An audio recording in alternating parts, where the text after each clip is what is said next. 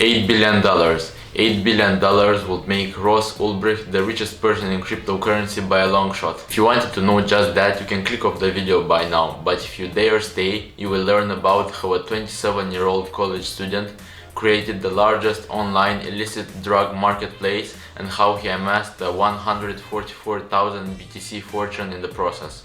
Are you hooked? Then let's dive into the story of Ross Ulbricht. What's up guys, it's your boy, Modern Teenage Investor, bringing on another video, not so cryptocurrency related, but more so the biography of Ross Ulbricht, a person who is truly inspiring in my opinion.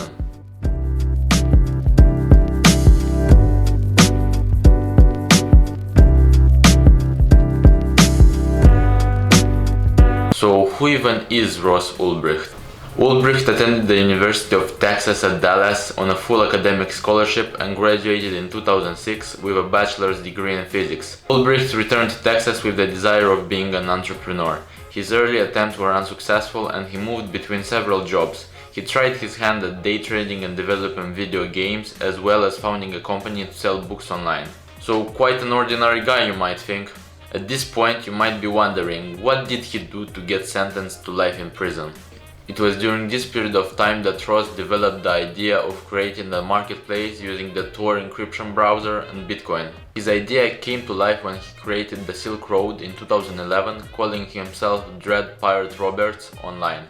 He envisioned the Silk Road as a means to abolish the use of coercion and aggression amongst mankind, according to his LinkedIn page. You'll find out a bit later why this is total bullshit, but until then, here is a fun fact. Back in 2011, the only real use for BTC was to buy drugs online from websites such as the Silk Road. Quite the humble beginnings have we come from, huh? As the site became more widely known, authorities made efforts to identify its users and shut down the site. Nonetheless, the Silk Road remained a shrouded marketplace through 2013, where both legal and highly illegal activity took place. The operation took its end when Ross got arrested at his local library on October 2nd, 2013. The way Ulbricht got arrested is quite funny and bizarre, and you can read more about it via the link in the video description. I could go over many more details about Ross's arrest, but there already are a lot of great videos on YouTube talking about Ulbricht, and I don't want to copy and paste their information in a less professional manner. I am instead going to focus on his wealth and where did it disappear. I mean, somebody must have put their hand in the cookie jar, but who was it? Ross's family? A hacker? The US government? Or Ross himself?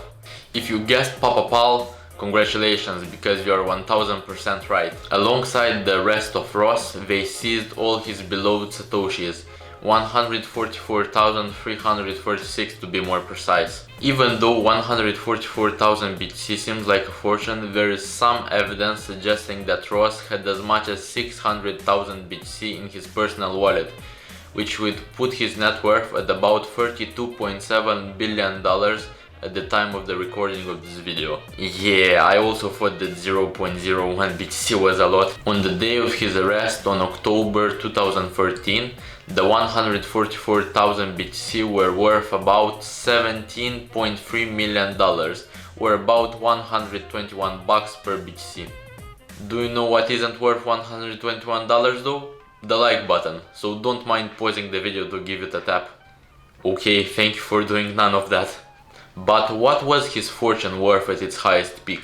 If Ross somehow managed to get out of prison on October 15, 2021 and sell all of his fortune, it would have been worth about $9.2 billion, making him the 269th richest person in the world, or the richest person in the world that amassed their fortune by way of cryptocurrency capital gains. Things get even crazier if we were to calculate his peak net worth, taking into consideration the possession of 600,000 BTC. This would make Ross the 32nd richest person in the world, being almost $3 billion richer than the CEO of Ferrero, aka Nutella. However, because Ross doesn't have access to a time machine, his 144,000 BTC fortune would be worth about $5.9 billion at the time of the recording of this video.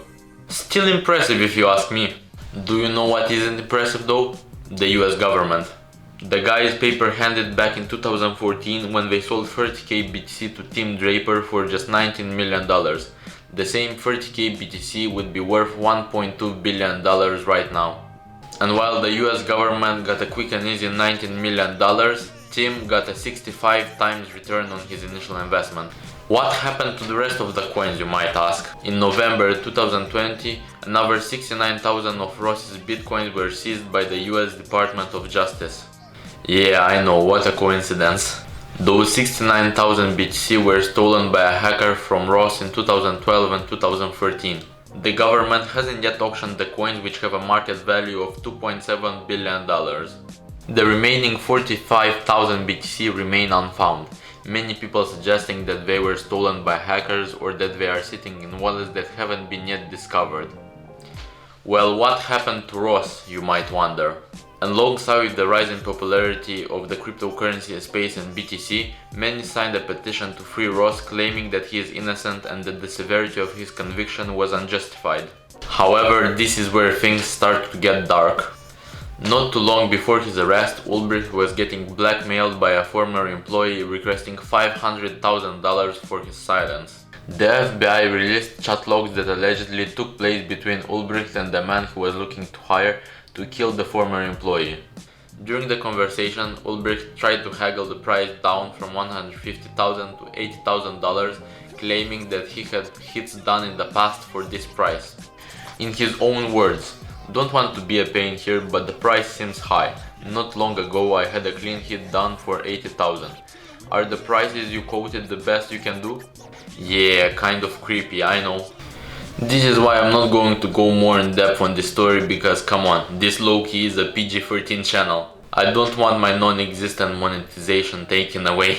But I'm going to let you know that this story had a happy ending, for the FBI, not for Ross.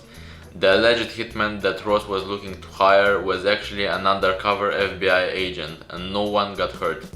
During the court hearing, Ulbricht was sentenced to a double life sentence plus 40 years without the possibility of parole.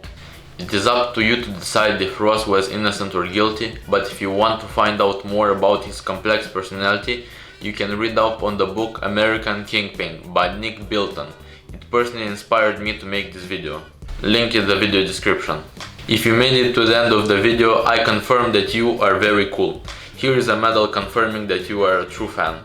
As always, consider liking and subscribing if you enjoyed the video.